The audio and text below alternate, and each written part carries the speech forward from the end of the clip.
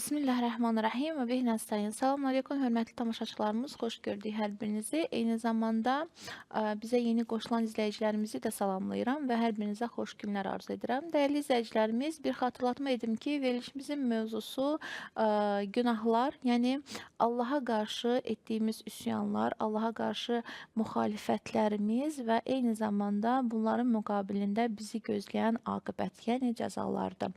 Bəli, əgər bir insan günah edirsə, bilsin ki, Allaha qarşı çıxmış sayılır.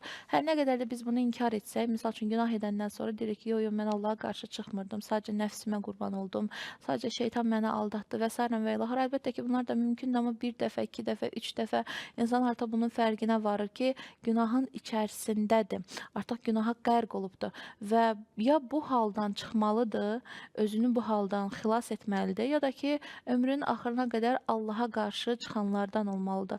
Bəzi insanlar bu haldan çıxmağı bacarırlar, xoş onların halına onlar tövbə qapısına müraciət edə bilirlər. Yəni o qapını tapa bilirlər nəhayətdə. Amma bəzi insanlar var ki, nə qədər günah edirlərsə etsinlər, tövbəni yadlarına sala bilmirlər və tövbə ləzzətindən də məhrum olurlar. Yəni belə deyək, o qədər günaha qərq olurlar ki, günah onların bütün vücudunu bürüyür və artıq xilas yerləri olmur. Bu aqibət ən pis aqibətdir və belə insanların məkanı, yeri məhz cəhənnəmdir, deyir Allah Teala. Çünki batdıqca batırlar və xilas olmağı düşünmürlər. Yəni fikirləşmirlər ki, bu günahlar mənim axirətimi məhv edir. Bu günahlar sayəsində mən əbədi atəş dadacam. Bu insanlar bunu fikirləşmirlər. Bəzən fikirləşirlər, amma bacarmırlar. Yəni özlərini, iradələrini sındırırlar və o iradə onlarda olmur ki, o iradə sayəsində günaha qalib gəlsinlər. Ümumiyyətlə, insan Allah tərəfindən yaradılmış ən üstün varlıqdır. Yəni Allah Teala deyir ki, mən mələklərimdən belə üstün yaratmışam sizi. Niyə? Çünki sizin şəxsi iradəniz var. Siz iradə sayəsində, yəni Allahın bizə verilmiş müəyyən həddə olan bir iradəsi var. Və o şəxsi iradə sayəsində insan həm düz yolu seçə bilir, həm pis yolu seçə bilir. Niyə görə mələklər əvvəlcədən ibadət eləyən olublar? Neçə min il ibadətləri olub Allaha. Onların yolu düz yol olub. Amma Allah Teala insanı yaradanda insana iradə verir və eyni zamanda düz və pis yolu da onun qarşısında qoyub. Yəni cənnət və cəhənnəm qapısı insanın qarşısındadır. Və insandır ki, öz əməlləri müqabilində bu iki qapıdan birini döyür. Bu iki qapıdan birinə müraciət edir. Allah Teala əlbəttə ki, bütün bəndələrinin haqq yolunda olmasını istəyər. Bütün bəndələrinin düzgün yolda olmasını istəyər və heç bir bəndəsinin o cəhənnəm atəşinə düşməsini istəməz. Allah Teala dua Hədis-i Qudsi kitabında Allah Teala deyir ki, mən Həzrəti Davuda deyir ki, mən bəndələrimə ən yaxşı dostum. Bəndələrim mənimlə danışsalar, rahat olacaqlar və əmniyyətdə olacaqlar, onların sözü məndə əmanət olacaq. Dostluğa mən layiq olduğum halda niyə mənimlə dostluq eləmirlər? Niyə dünyanın arxasınca qaçırlar, amma mənim yanıma gəlmirlər? Allah Teala öz peyğəmbərinə buyurur. Buyurur ki, mən onların yolunu gözləyirəm. Günahkarlar bilsinlər ki, mən onların yolunu gözləyirəm ki, gəlsinlər, bir damla göz yaşı töksünlər, məndən istəsinlər, bağışlanmaq istəsinlər ki, mən onları bağışlayayım. Eyni zamanda Allah Teala Musa peyğəmbərə buyurur. Buyurur ki, günahkarlara müjdə ver və günahsızlara, yəni əməl əhlini qorxut.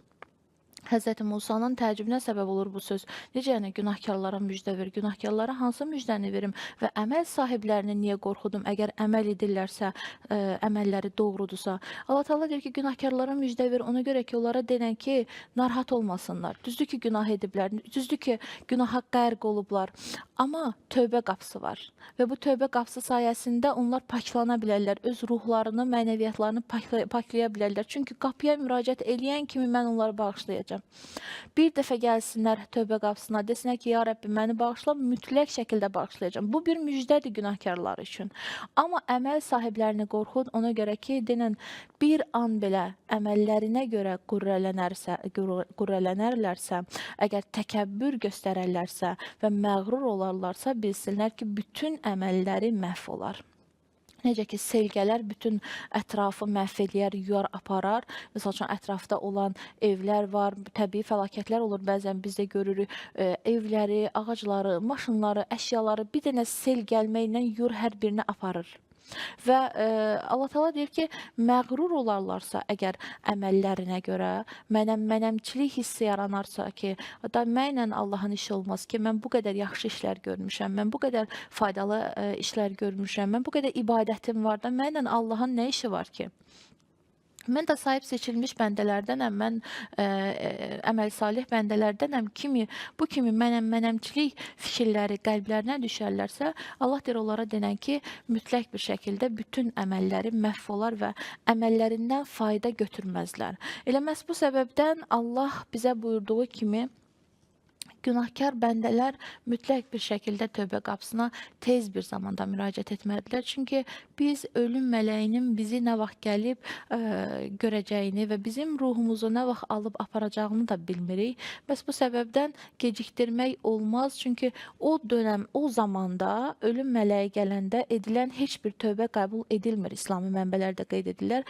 O zamana qədər insan, hətta bir gün qala, məsəl üçün ölümünə bir gün qalıb, hətta ölümünə 5 saat qalıb, 3 saat qalıb, insan tövbə edərsə, bir ömür boyu işlətdiyi günahlardan Allaha sığınarsa və bağışlanmaq istəyərsə, Allah mütləq bağışlayar deyə deyir, vədə verir.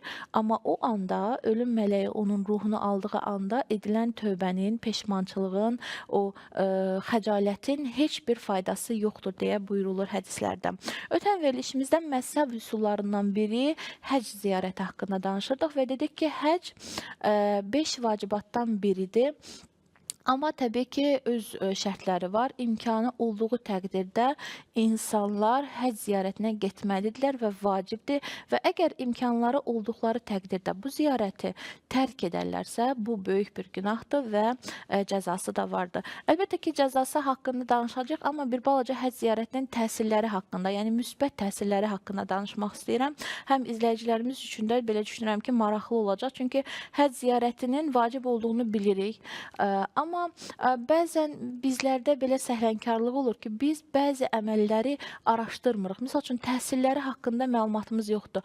Bəzən müsəlmanların səhlənkarlığı ondadır ki, buyurulanlara əməl edirlər, amma kör-körənə əməl edirlər. Yaxşı olar ki, bütün əməlləri bacardığımız qədər araşdıraq. Çünki çox gözəl təsirləri var və insan araşdırdıqca, əgər o əməllər riayət edirsə, həmin o təsiri həyatında hiss eləyir. Əgər hiss eləmirsə, deməli orada nəsə bir naqislik var, düzgün getməyən nəsə varsa, bunu da düzəltmək mümkündür. Misal üçün, namaz haqqında danışdıq, dedik ki, namazın öz təsirləri var, müsbət təsirləri var. Eyni zamanda orucdan danışanda dedik, orucun öz müsbət təsirləri var. Əgər bir namaz qılan, bir oruc tutan həmin o müsbət təsirləri öz həyatında hiss eləmirsə, deməli, əməllərində nəsə təzad var, doğru olmayan nəsə var ki, onu da düzəltmək mümkündür əlbəttə ki.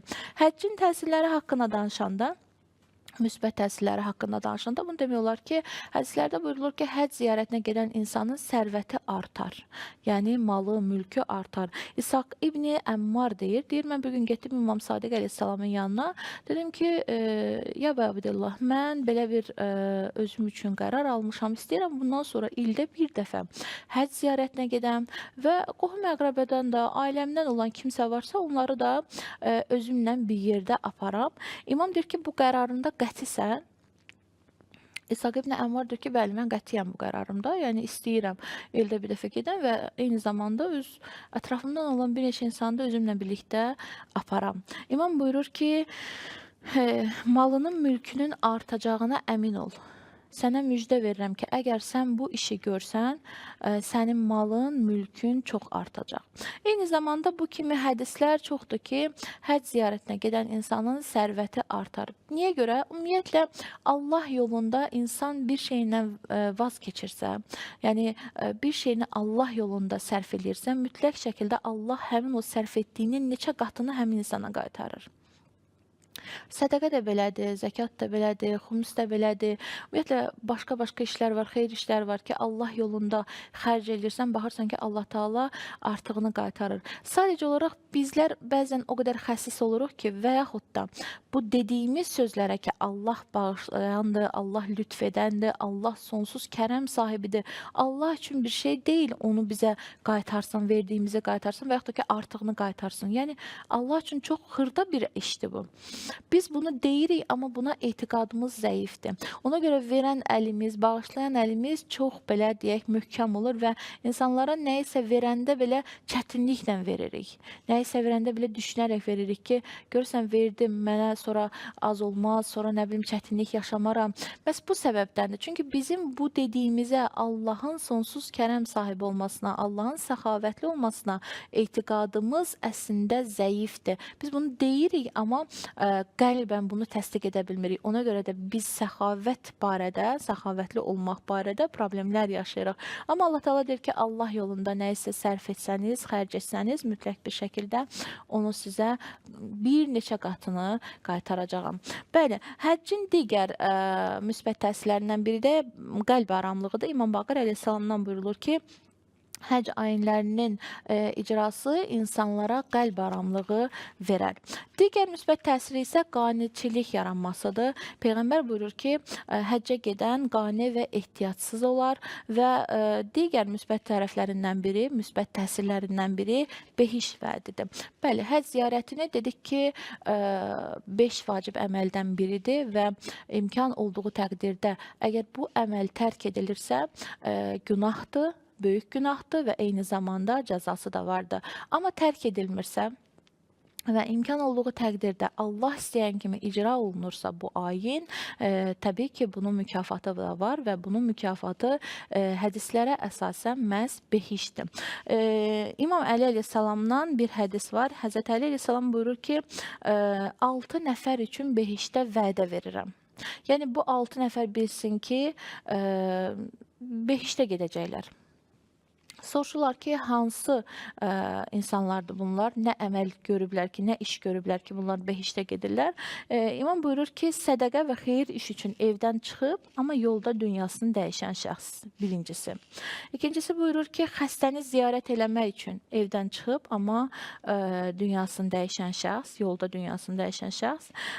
Sonra buyurur ki, həcc ziyarəti üçün evdən çıxıb, Allahın evini ziyarət etmək üçün evdən çıxıb, amma məhz bu səfər müddətində dünyasını dəyişən şəxs, eyni zamanda cümə namazını qeyd edir ki, cümə namazı üçün evdən çıxıb evə dönməyib yolda dünyasını dəyişən şəxs və daha sonra buyurur ki, müsəlmanların dəfnində iştirak etmək üçün evdən çıxıb və yolda dünyasını dəyişən şəxs. Bəli, hədisdən də məlum olur ki, bu 6 nəfərdən biri məhz həcc ziyarətinə gedən insanlardır ki, əgər bu insanlar dünyasını dəyişərlərsə yolda bunlara behiş vədi verilibdir. Eyni zamanda oxşar hədislərə digər imamların və eyni zamanda Peyğəmbər sallallahu da dilindən rastlaşırıq ki, Peyğəmbərimiz də buyurur ki, həcc əməllərini yerinə yetirən insan behişdə gedər. Əlbəttə ki, burada həcc əməlini yerinə yetirib digər pis əməllərə əl atan insanlardan söhbət getmir. Burada bütün əməllərini kontrolda saxlayan insanlardan söhbət gedir, nəzarətdə saxlayan insanlardan söhbət gedir.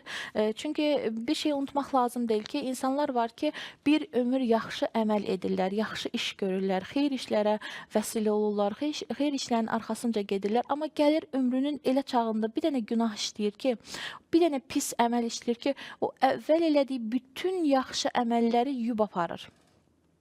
Ona görə də bir insan getdi, həcc ziyarətini yerinə yetirdi, bu dini ayini yerinə yetirdi, icra elədi.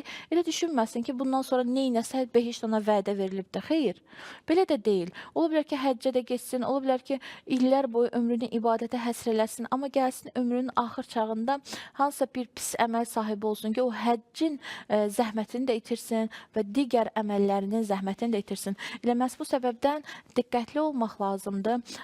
İnsanların ən pis xüsusiyyəti xüsusiyyəti əməlləri ilə qürrələnməsidir ki, bu əslində şeytani xüsusiyyətlərdən biridir. Şeytan da belə idi. Neçə min il ibadəti var idi Allaha və məhz bu səbəbdən Allah ona əmr edəndə ki, Adəmə səcdə etsin, səcdə etmədi. Öz ibadəti ilə qürrələndi, məğrur oldu ki, mənim bu qədər ibadətim var. Mən niyə görə buna torpaqdan yaranmış bir varlığa səcdə etməliyəm. Nə səbəbdən bunu etməliyəm? Və bu ibadəti ilə qürrələndiyi üçün, məğrur olduğu üçün məhz Allahın belə deyək, dərgahından qovuldu və əbədiyyən qovulanlardan qərar verildi və əbədiyyən insanları azdıranlardan, əbədiyyən insanları pis yola yönəldən bir varlıq olaraq qaldı şeytan ki, əlbəttə ki, ona uyanların da aqibəti elə şeytanın aqibəti olaraq da gözlənilir ki, elə olsun. Bəs bu səbəbdən Allah Taala bizləri günah əhli olmaqdan qorusun. Eyni zamanda özümüz də öz əməllərimizin üzərində çalışaq, öz nəfsimizə hakim olaq və bir an belə ölümü unutmayaq. Nəticə itibarilə hər birimiz bu dünyaya sınanmaq və imtahan edilmək üçün gəlmişik və ən əsası da axirət ləzzətlərini dadmaq və axirətdə saadətə çatmaq üçün gəlmişik. Elə bu səbəbdən unutmayaq ki, geri dönəcəyimiz yer məhz bizi yaradanın dərgahıdır. Təşəkkür edirəm. Bugün bizi izlədiniz. Minnətdaram hər birinizə. Bizə ayrılan vaxt sona çatır. İnşallah növbəti verilişimizdə görüşmək ümidi ilə deyirəm. Sağ olun. Allaha əmanət olun. Assalamu aleykum və rəhmətullahi və bərəkatuhu.